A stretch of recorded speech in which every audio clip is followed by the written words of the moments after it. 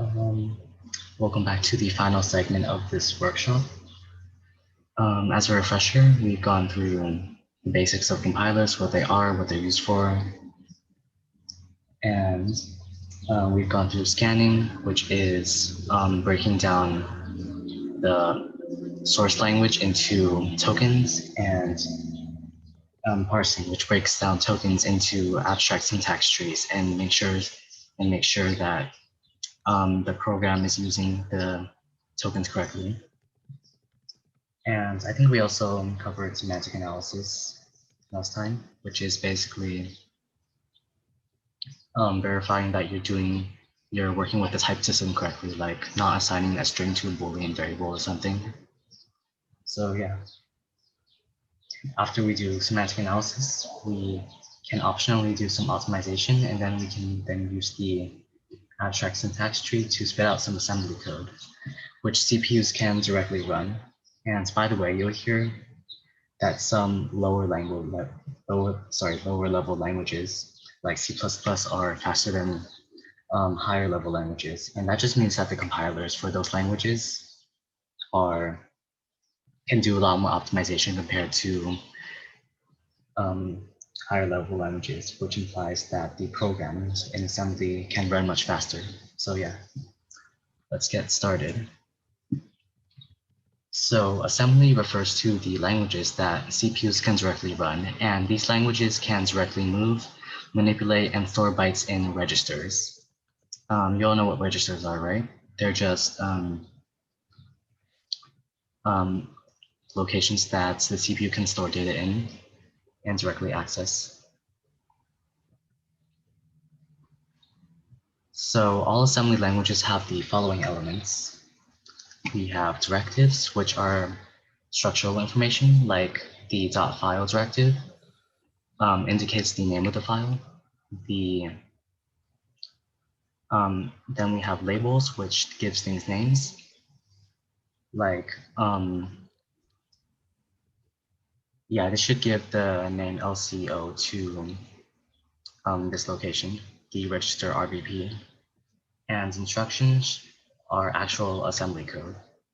Like, for example, the move Q instruction moves a byte into the RBP register.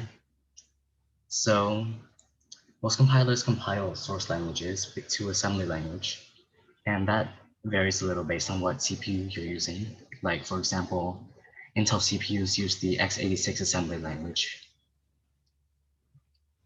So yeah.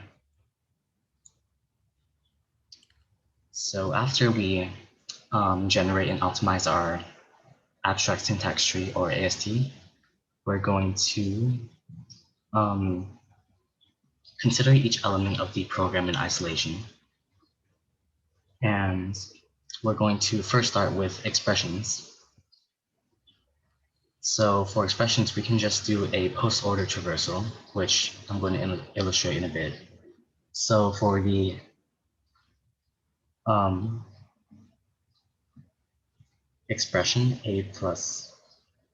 for the declaration containing the expression a plus 3 minus b, we're going to move the value a into a register called R0, move the value 3. Welcome, Skylar. We're going to move the value 3 into the register R1. We're going to add the values stored in these two registers and store the result in the register R0. Sorry, no, store it in R1, and then we're going to move the value B into R0. And then we can then subtract R0 from R1 and then move the result into R1. And then we can just move the value of R1 into the location C. So yeah, that's what a post-order traversal is. And in the context of a binary tree, that just means processing the left node, the right node, and the roots, if that makes sense. Does anyone have any questions?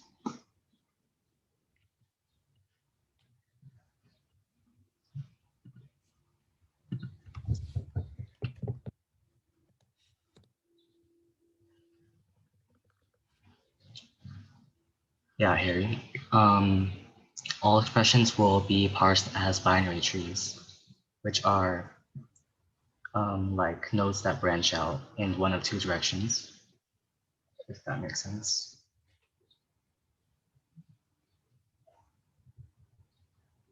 Okay.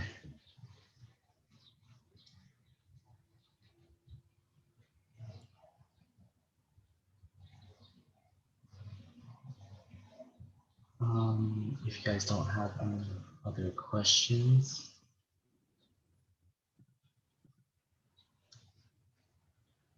then we can move on to statements. So statements can be formed in a similar way. So consider this while loop. While x is less than 20, do nothing. You can put whatever you want here, but I'm just going to put nothing there. So for our loop, we're going to initialize the CX register to 0, which is this command. And this is going to act as the counter for this while loop. Then we move to the NLP command, which does nothing, but you can put whatever you want here. And we then increment the counter register. Then we compare the register CX to 20. And if it's less than, we loop back to this location. This location, sorry, location 2. And this command is known as the jump if less than command. So any questions about statement generation?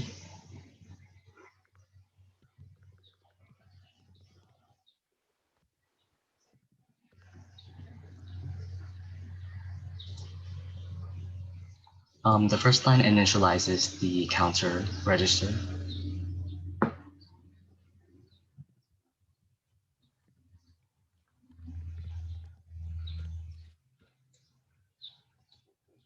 Okay. Any other questions?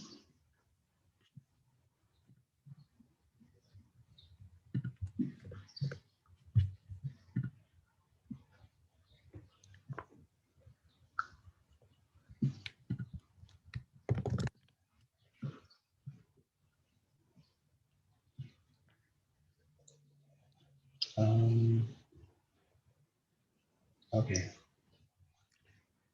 So let's move on to declarations. So after we emit assembly code for all of the statements and expressions in our program, in terms of the abstract syntax tree, all that's left to do is to emit code for each declaration to put everything together. So declarations can declare global variables, global functions, and local functions. And if you don't know what global and local refer to, it just refers to the scope that you can use a variable or function in. Like you can use a global variable anywhere in a program, but for example, if you have a function and you declare a variable in it, then you can only use it there. So yeah. So this is where the labels come in.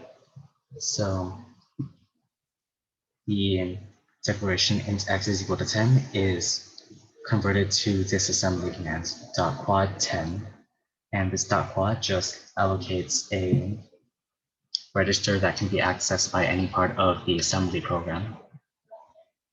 And that's where, yeah. Any questions about this?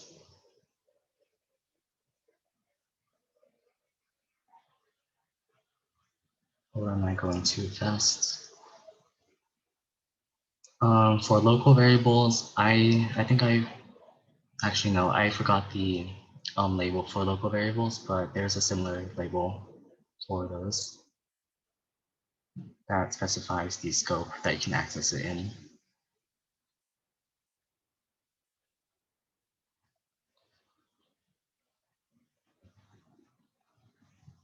Does that clear up your question, Harry?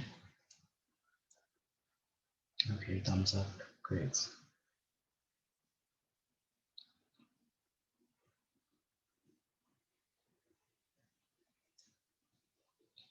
And for functions, it's a bit more complex, but it works in almost the same way. So yeah. So you guys know how, so you guys now know what compilers are, how they work, and what they're used for. And yeah, here's a slide with a few more resources if you guys want to learn more about compilers. And Mihir, do you want to take it from here for the hackathon? Yeah, sure. Maybe you can make me host. Wait, actually, I don't think I need it. But does anyone have anything to share for the hackathon? I don't think any projects have been submitted, so you can go ahead and submit those. I think there's still time to do it. The deadline is 5, but oh, maybe I haven't like refreshed it. I don't know. Let me check.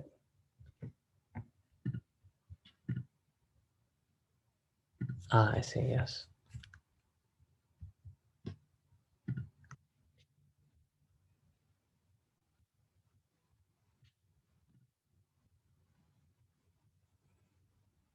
Yeah. Okay. It's there. Do you want to show it? Show it off. All right. Yeah. Sure. I can do it.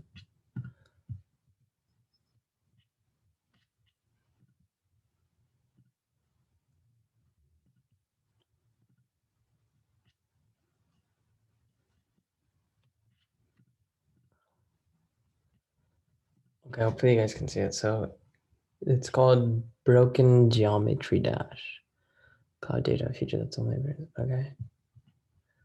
Signed in. Oh shoot! I gotta sign in. Wait, no, I don't.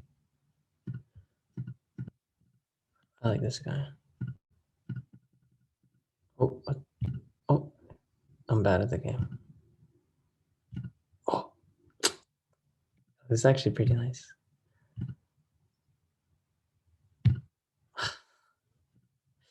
Yes. Dang. How did you put like the physics and everything in? Interesting. Cool. Is it like randomly generated? Do you have like an array of all the different possible things? Yeah, okay, cool. That's smart.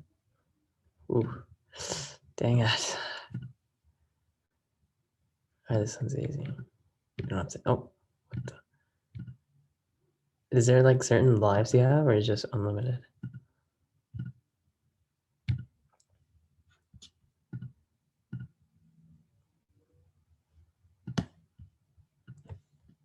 See inside.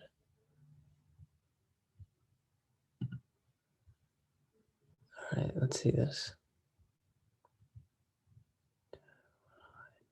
When I choose. Okay, I don't know what any of this means. If costume down, if mouse down, I'm assuming that means click. Or no, what is it?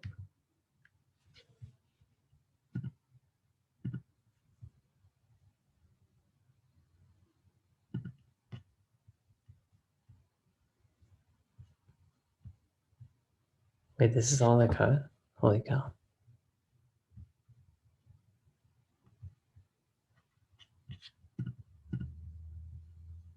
The right? Uh, okay, okay. Whoops. Okay, okay.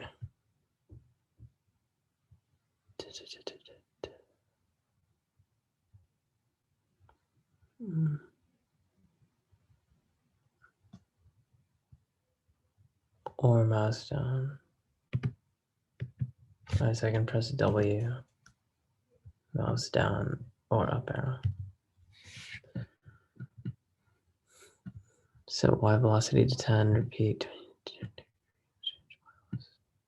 Yeah, so you are using some physics in here. Changing the Y velocity. Yeah, that's smart.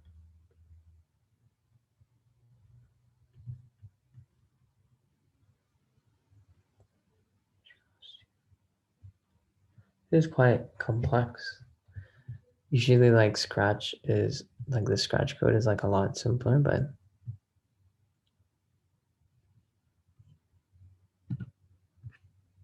this is like taking it to another level. Obstacle sprite is the third one. Oh, so that's how this thing is coded. So you like code like the individual elements, I guess. Is that the case?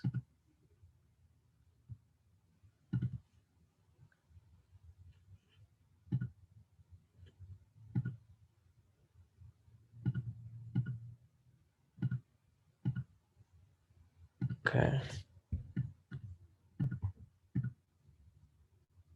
Costume tab on the top left. Okay. Okay, yeah. See, oh, I see. So you have like these different things that could be, and then it randomly selects one of them. I see. I didn't see that. Okay. Okay. Yeah. I was thinking it should be something like that. And then so what happens when you click? Let's see. It turns it by 90 degrees. Is this the right place to look? It turns 9 degrees and it changes the y velocity to be going downwards. Yeah, Is that right? the jump command, Oh, the jump script. Like, you want me to explain it? sure. Yeah. For the script that is the one that says it, if not, press space key or not. So if you press it, the character will rotate 180 degrees while in midair, which makes the rotation jump. Which if you click on the screen right now, it will click on the window there. It makes it jump up like that. So that script allows it to rotate. Okay. So it's 190 because you're repeating it 20 times, Yeah. and you're turning 9 degrees each time. Okay. Interesting. All right. Cool. When did you do this? Like, was this like this year or? It was several years in the past. Like this project was first created several years ago in middle school, but I know I'm planning to work on it too. That's why I have the version It's nice that list you in share. the front page. Uh,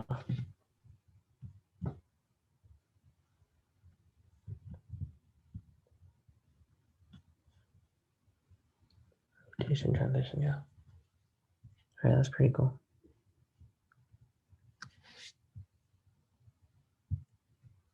Wait, I think Harry was the only one though that submitted something. Oh, go back. Yeah. So I guess that's that. Do you, Jordan, do you have anything to share or? No, All right. I have nothing to share. All good. So I was thinking since we have like extra time, we could just do like some random problems and like work on them and share our solutions. I'm not sure if that's something you want to do.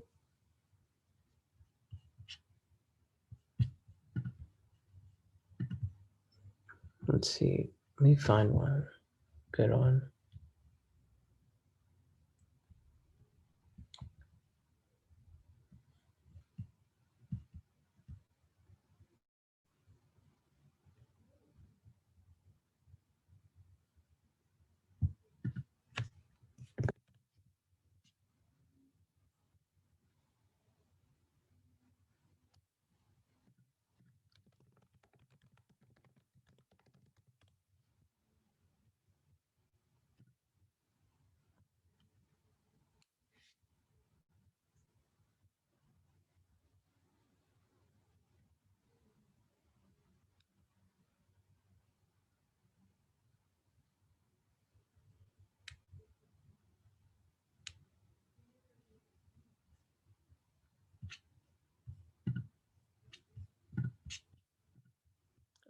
I mean, I have this. I guess we can try it. I think this should be pretty doable.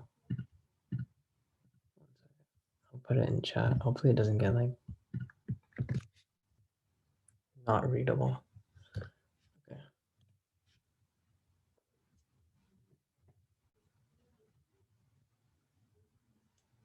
Do you guys want to try that? Or is it too simple? Or too hard? I don't know.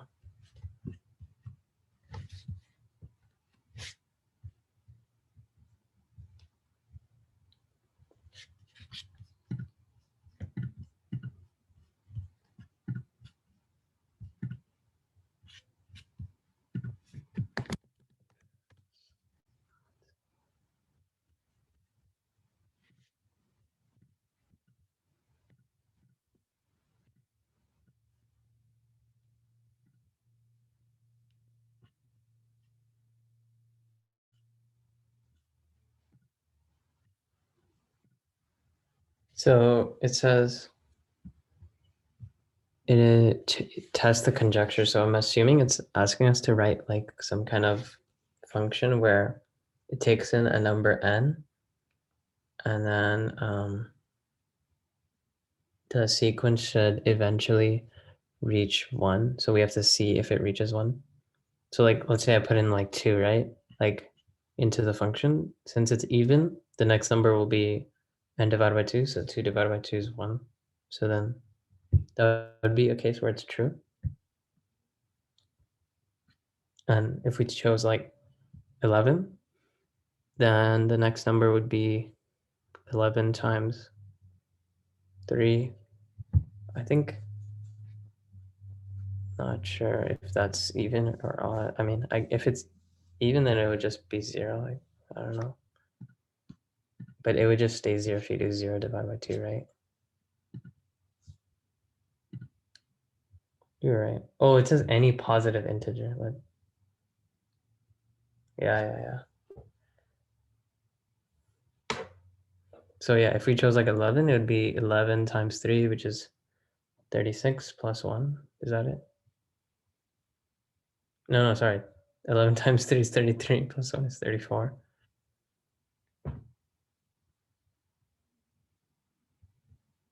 And then you would do it again. So like now 34 is not 1, so you keep going. So I don't think so. I don't think you can have a number with both even and odd qualities. I'd like break math. I don't know. Square root of -1 maybe.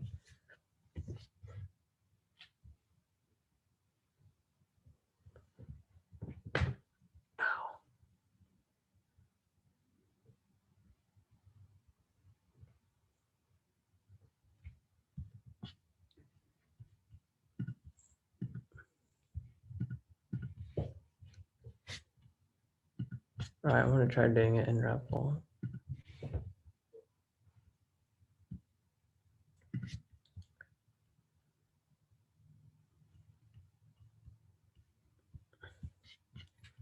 I'm gonna do it in C. I haven't done that in a while.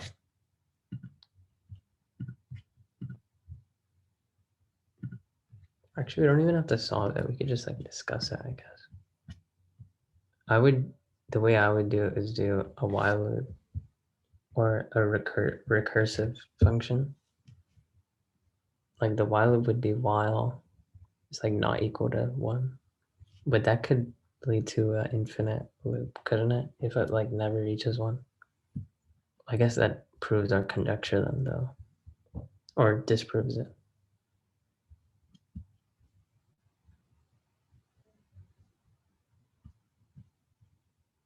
How would you guys do it?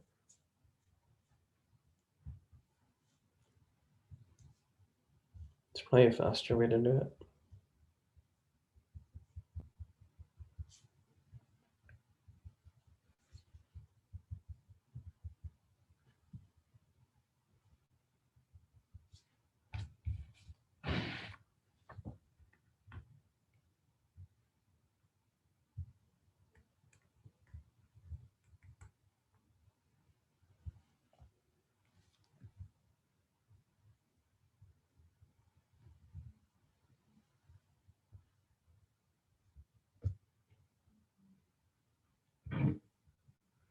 wonder if there's a way to just prove this mathematically instead. Whatever.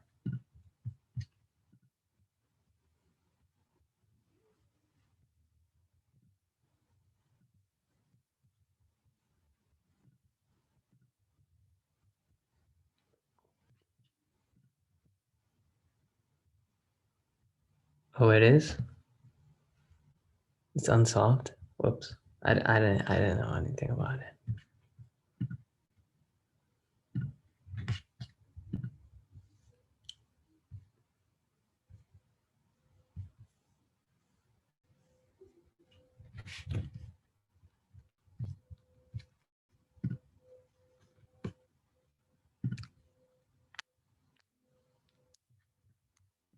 You guys know what leak code is?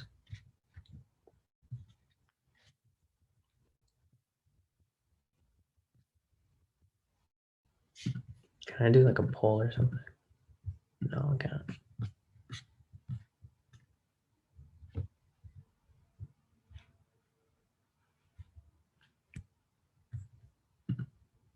I think that's what a conjecture is.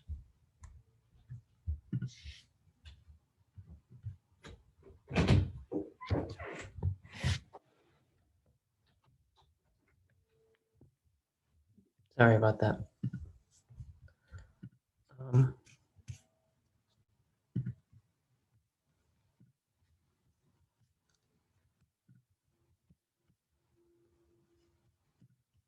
What was I saying?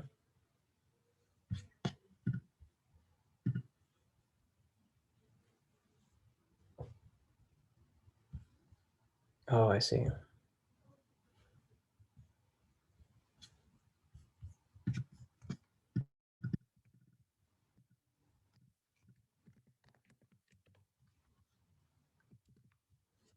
Oh yeah, so if you want more problems like this, you can go to the daily problems thingy, or you could there's this website called LeetCode that provides a lot of problems like this. And you can like learn from this page, that website as well. And it's very commonly used for like to prepare for like job interviews. I usually just do the easy ones because those are the only ones that I can do. Sometimes if I get lucky, I can do the medium ones.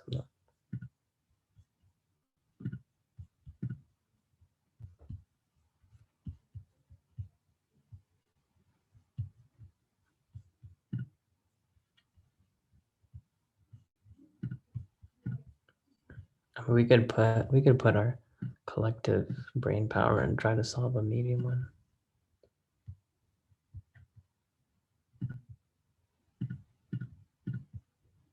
Or maybe like a hard, easy one. An easy one with a low acceptance rate.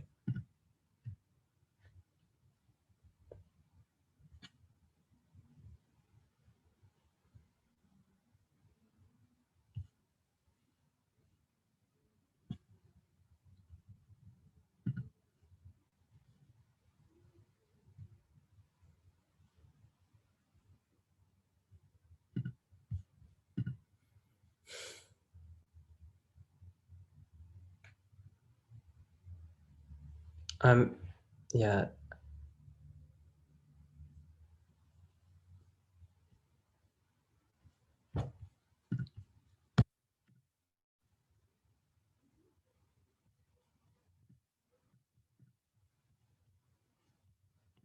Wait, you guys want to do a problem together? Or we could put our collective brains together. Here's an example of a problem that you might find on LeetCode. This is maybe one of the harder ones, I'm not sure.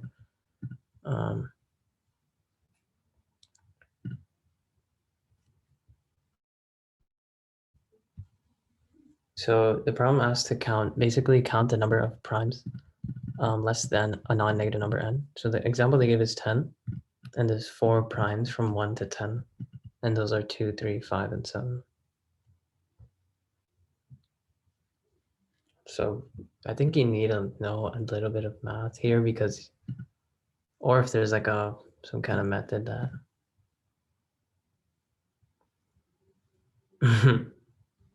Yes, just do that. Easy. Easy.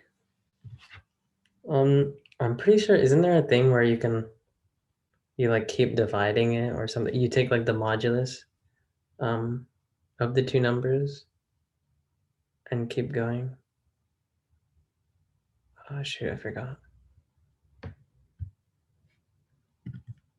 Okay, wait, let me search it up. How to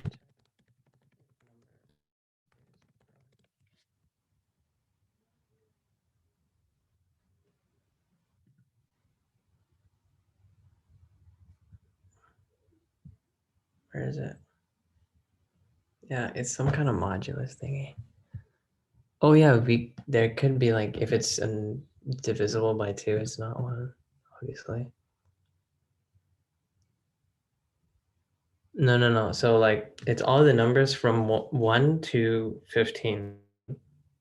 So like if n is 16, then it would check all the numbers from 1 to 15 and tell you all the primes in that range. So like in that, 2 is prime, 3 is prime, 5 is prime, 7 is prime, 11 is prime, 13 is prime, in that range. So those are the numbers that it would like return, I guess. Does it return an array or what? Oh, it returns the number of primes. Okay. So you need some kind of counter. Format. What is the thing?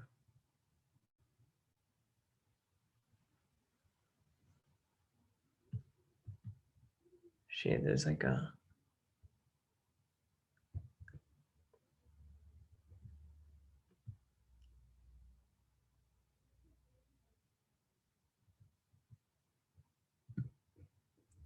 Oh, I guess that's a way as well, right? Just going through all the numbers from 1 to. Wait, no, never mind. I'm stupid. There's a way. I forgot how to check if it's.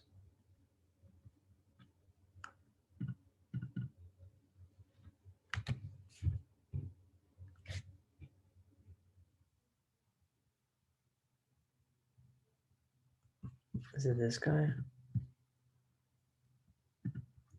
It's like you keep taking the remainder.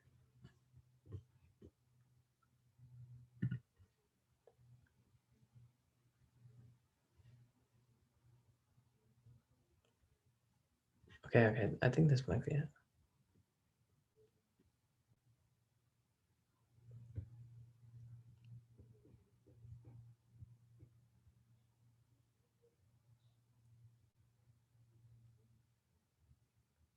No, this isn't it.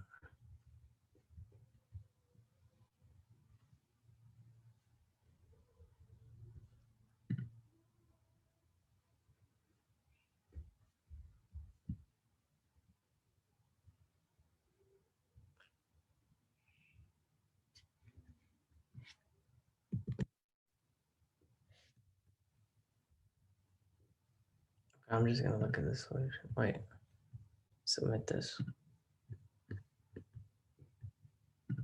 Or do you guys have any ideas? I don't know. How do you check if a number is wrong? No, give me a solution. Do you have to answer it right to get the solution? Oh my god.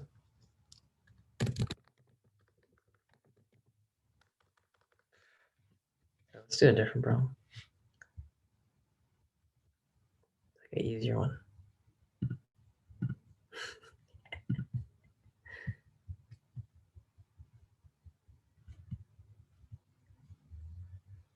All right, let's go ugly numbers. Yes, that's exactly how you did it. Oh, okay, thank God. Write a program to check whether a given number is an ugly number.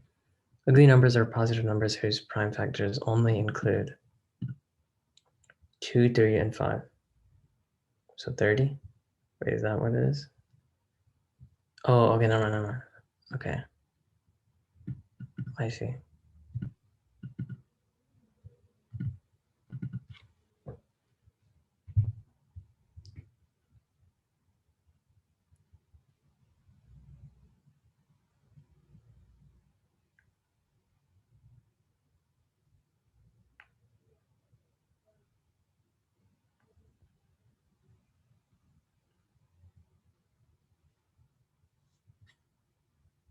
How would you guys do this one?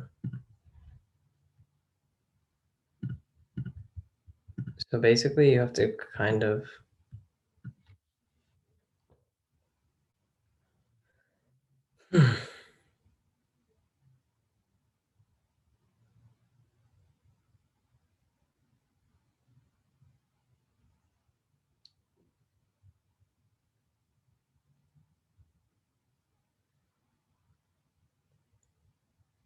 you could do it that way, yeah. Like, so for example, 6, you would divide it by maybe 5 first, and then see that if it's a whole number or not.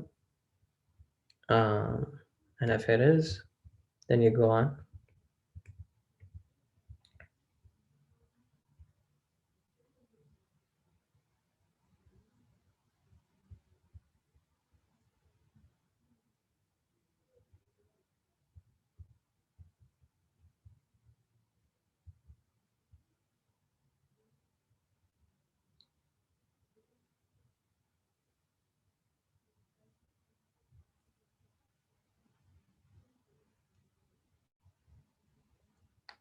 So how would you do it like in code? Like,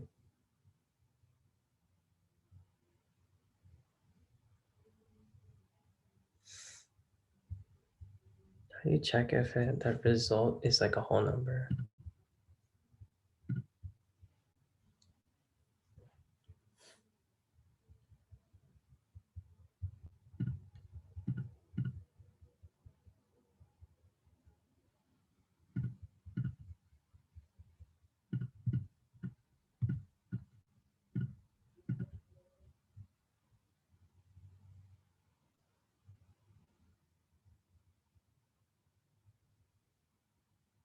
Hmm. Okay. And what inside would you do?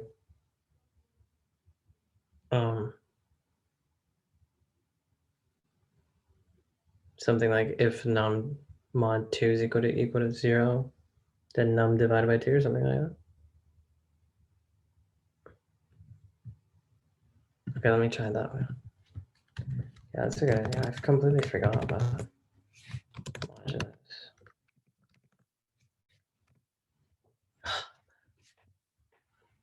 So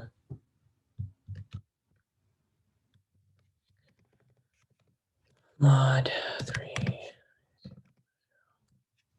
Wait, no, it shouldn't be. Wait. Yeah, no, right. We could like do it in the beginning as well, just to remove any blatant ones. But yeah, but what am I doing?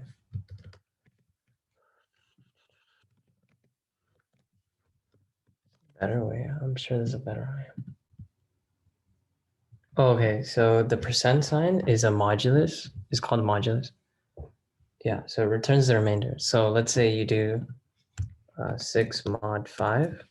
This will give you 1 since, wait, no. Yeah, this gives you 1 because when you take 6 and divide it by 5, the remainder is 1. Right? So if you take 5 mod 5, it should give you 0 since the remainder is 0. Does that make sense? Or?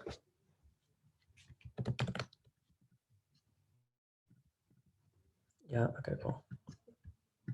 So here we're just checking like that the number is at least divisible by either 2, 3, or 5. And once we're in here, we got to check which one of them it is. And divide it by, I guess, num is equal to num equal, something like that we can do, right? So what am I doing? Num, like that. We can do that, right? That's a shorthand for saying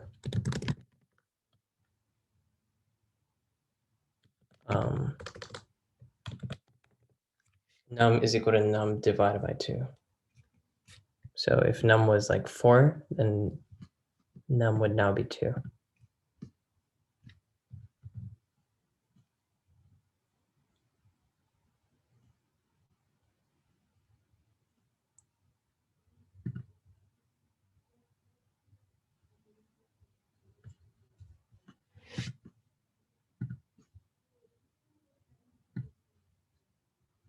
No, it's just a Boolean. It's a true or false.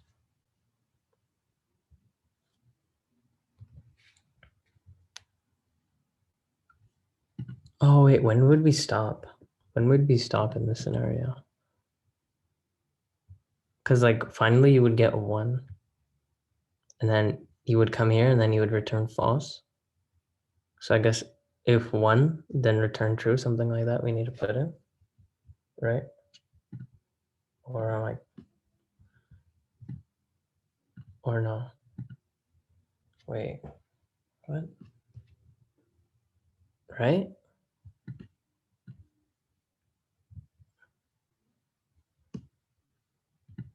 Because like with this way, I don't know, I'm just talking to whoever's listening. So like if we did 8, right? It would go here and then it is equal to 0. The mod of 2, 8 mod 2 is equal to 0, so it'd go inside. And then it would get divided to 4. And then it would get divided to 2, and then it would get divided to 1.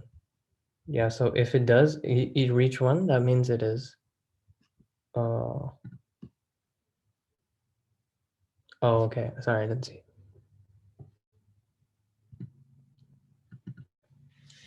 So so num mod 2 equal to 2 means that like if you take the remainder, or if you divide 2 by a number, the remainder will be equal to 2. So that, I don't think that really works because, so like if you did this 4 mod 2, it would be equal to 0. I'm not sure what you're trying to do there. The mod again returns the remainder of num divided by whatever numbers after the percent.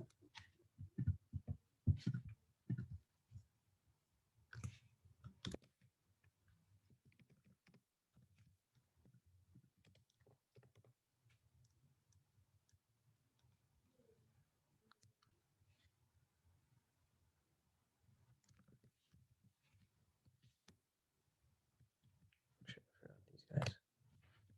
Actually, I don't need it, right? I can just do this. I think I can just do that.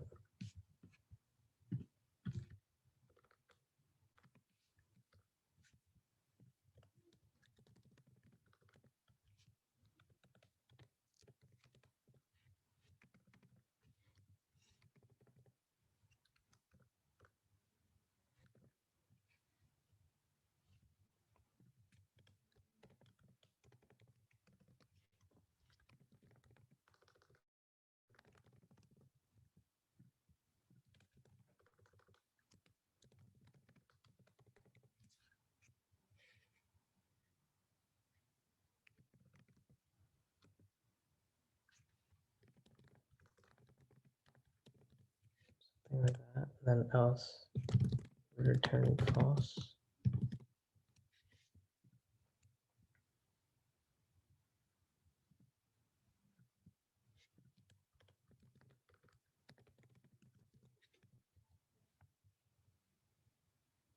Wait, we don't need this guy.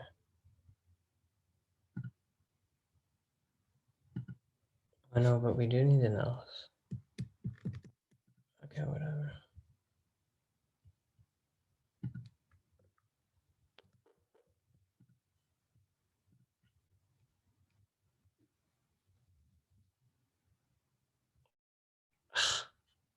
Six, output false. Shit.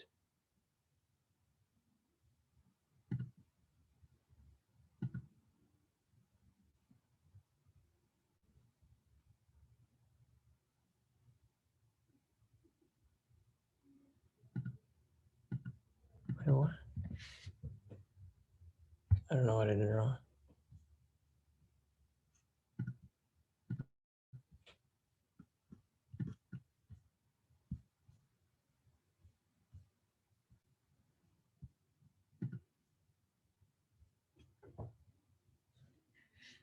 So if 6. By the way, guys, feel free to do this like on your own and put your own solution in chat.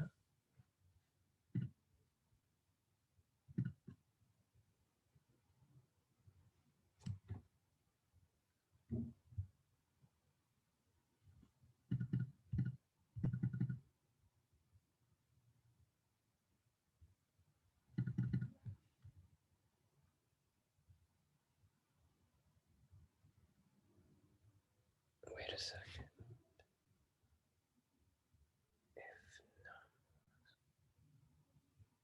Oh.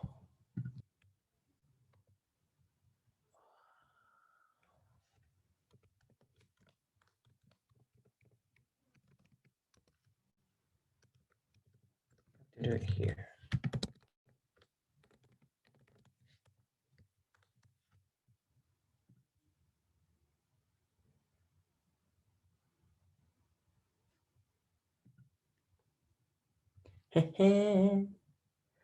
Bob, let's go.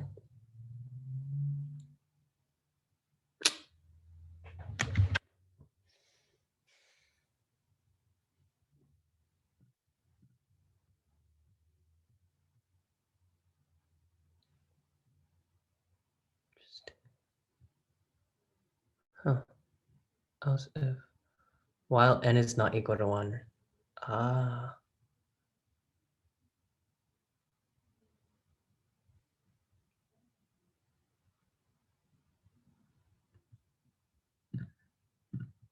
It says time exceeded, so I guess it's like a very slow solution.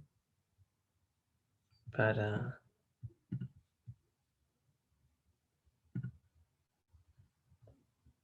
it works, I guess. It is a much better way to do it. I don't know. Yeah, it says time limit exceeded. So it's too slow.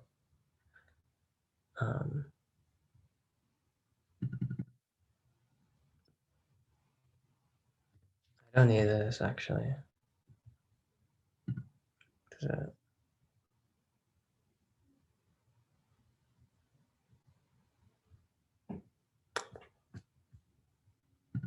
Okay. Whatever. It's fine. Hope you guys learned something from that. I'm not sure. You guys should try out other problems like this. There's a lot easier ones. Sorry about that. Let's see. I did this one. If I did it, it must be easy. Running some. Ah, I see. So yeah, this is one that you guys should try. Oh, I guess I just revealed my solution, but there you go.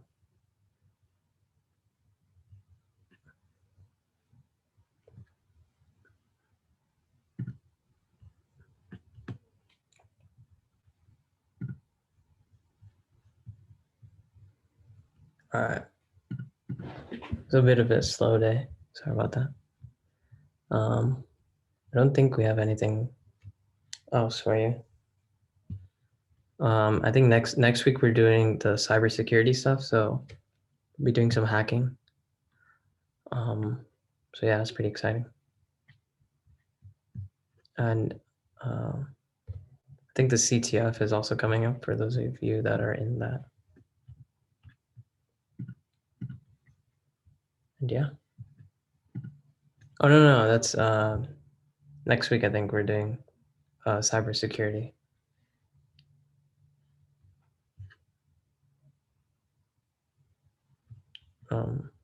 Yeah. So yeah, we're done. Thanks for coming, guys. If you have anything to say, go ahead. Otherwise, see ya. Bye. Bye, guys. Have a good day.